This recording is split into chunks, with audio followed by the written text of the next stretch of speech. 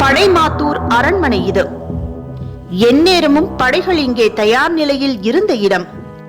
வாள், வளரி, அம்பு, சேனை, யானை, குதிரை என நிறைந்திருந்த காலகட்டமும் காலப்போக்கில் வெறுமை நிறைந்து தாங்கி பிடித்த தூண்களெல்லாம் தள்ளாட்டத்தில் எப்போது சாய்வோம் என்றிருக்க தன் கடைசி கட்ட பிடிமானத்தையும் இந்த வேர்களின் பிடியில் ஒப்படைத்து தான் நலிந்த கதையை பார் என நிற்கிறது.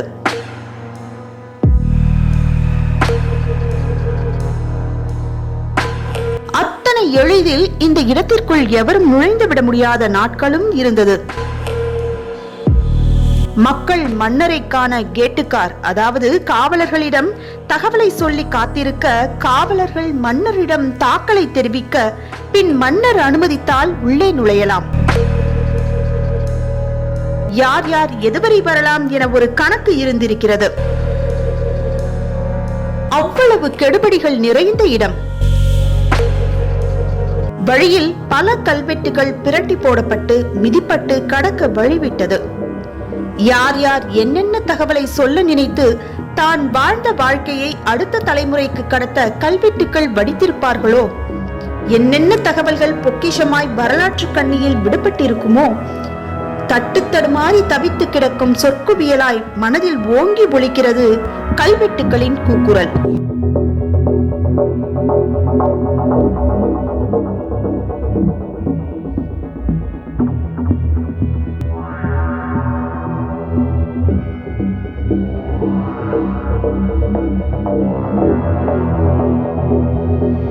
இந்த அரண்மனையின் விஸ்தீரணம் சுருங்கி சுருங்கி தற்போது இந்த பிடிமானம் மட்டுமே மீதம்.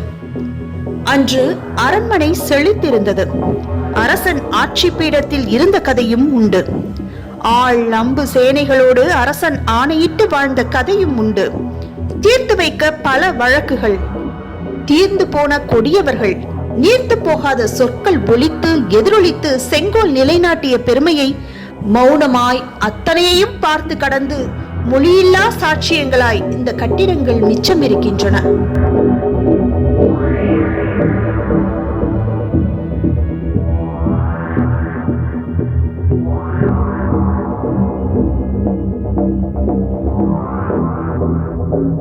இங்கு யார் யாரெல்லாம் வாழ்ந்திருப்பார்கள், எப்படியெல்லாம் வாழ்ந்திருப்பார்கள், இங்கே எத்தனை கனவுகள் உலா வந்திருக்கும், எத்தனை போர்களுக்கான அறிக்கைகளும் அறிவிப்பும் முரசறைந்து ஆள் அரவத்தோடு அரண்மனை நாட்டின் அரணாய் இருந்திருக்கும்.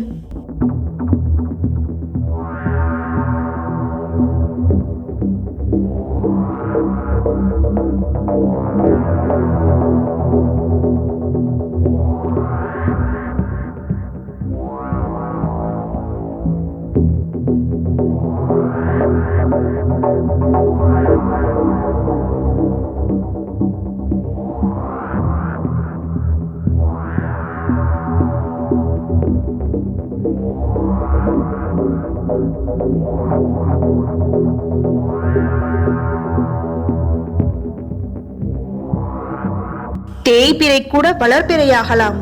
நான் நலிந்த நாட்கள் இனி மீளவே மீளாது, மீளவே மீளாது என்றபடி இந்த அரண்மனை தனக்கு அரணாக மாறியிருக்கும் வேர்களுக்கிடையே தன் கடைசி காலத்தை கடத்தி கொண்டிருக்கிறது.